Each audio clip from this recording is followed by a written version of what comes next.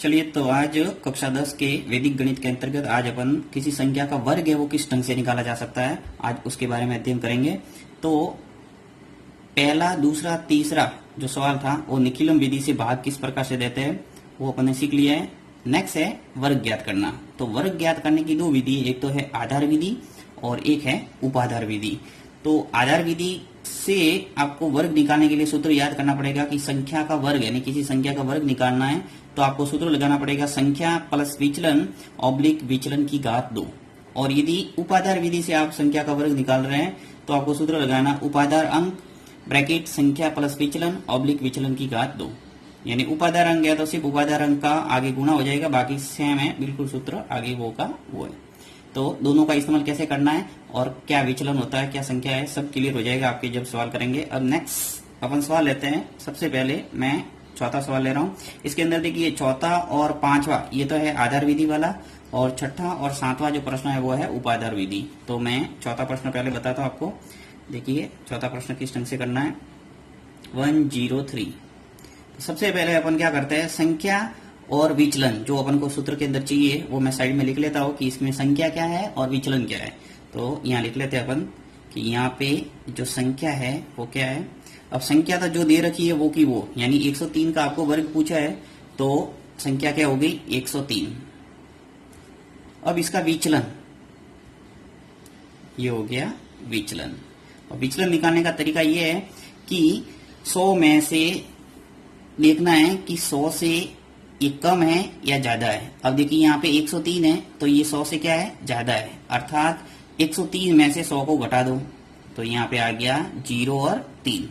तो दोनों अंक लिख सकते हैं और चारों 3 भी लिख सकते हैं। तो देखिए यहाँ मैं 0 और 3 ही लिख लेता हूँ। तो इसका विचलन हो गया वो 0 और 3 है। आपको सिर्फ ये देखना है कि संख्या है वो किसके करीब है, 100 के करीब है, 10 के करीब है या 1000 के करीब है। तो आपको अधिकतर प्रश्न है वो 10 या 100 वाले मिलेंगे। तो 100 से या तो प्लस होगा या माइनस होगा। यहाँ पे देखिए जैसे 95 है तो वो क्या होगा 100 से कम होगा तो ये माइनस में आएगा, माइनस 0 और 5 हो जाएगा इसका विचलन। और यहाँ पे विचलन क्या है, ये 0 से यानी 103 है तो क्या हुआ 100 से अधिक है, अर्थात प्लस में आ जाएगा 0 और 3। बस इतना सा आपको ध्यान रखना है विचलन निकालने के लिए। तो यहाँ पे सूत्र लगा देते हैं। सूत्र परीक्षा के अंदर भी आपको लिखना पड़ेगा सूत्र। यहाँ सूत्र लिखता हूं मैं, संख्या का वर्ग बराबर संख्या प्लस विचलन स्लैश विचलन की घात 2। ये सूत्र लिख लिया अपन। अब संख्या लिख लेता हूं। देखिए संख्या क्या है अपने पास 103, तो ये लिखिए 103, फिर प्लस विचलन कितना मेरे पास 0 और 3, तो 0 और 3, फिर स्लैश विचलन की घात 2 यानी 0 3 की घात 2। अब इसको सॉल्व करना है। अब 103 और 3 मिलके कितने हो गए 106। अब 0 और 3 का वर्ग करेंगे तो क्या आ जाएगा, यानी 3 का वर्ग हो गया तो क्या हो गया 9, तो 0 और 9। अब यहाँ पे जो भी संख्या है उनको पास पास में लिखना है।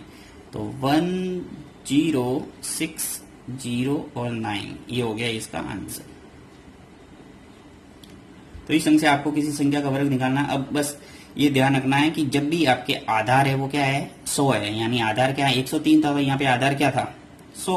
अब 100 के करीब है तो आपको देखना है कि देखिए यहाँ आधार लिख लेता हूं मैं समझाने के लिए कि आधार है वो क्या है 100 है, तो 100 में कितने 0 है 1 और 2। तो आपको यहाँ ध्यान रखना है कि जो प्रथम बॉक्स है यहाँ पे 2 अंक आने चाहिए। जैसे मान लो किसी ने 3 लिख लिया सिर्फ कि 100 से अधिक कितना है 3, यानी विचलन 3 भी लिख सकते हैं। तो यहाँ जैसे 3 लिखेंगे तो 3 का वर्ग करेंगे तो आ जाएगा 9, यानी एक ही डिजिट आएगा, एक अंक।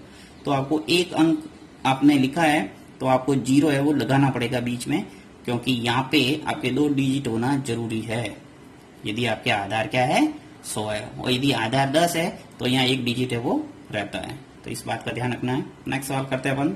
नेक्स्ट 5वां प्रश्न है 95। अब इसका अपन को वर्ग पूछा है तो वही सूत्र लगा देते हैं। आधार विधि है क्योंकि देखिए 100 के करीब है तो यहाँ जाएगा आधार विधि लगेगी।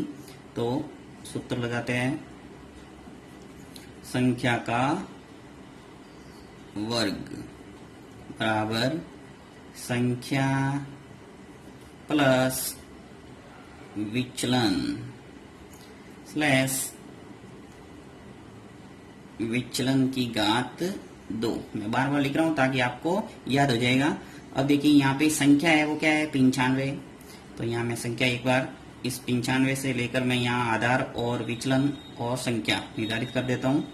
तो देखिए यहाँ पे इस सवाल के अंदर क्या है अपने पास, यहाँ संख्या तो है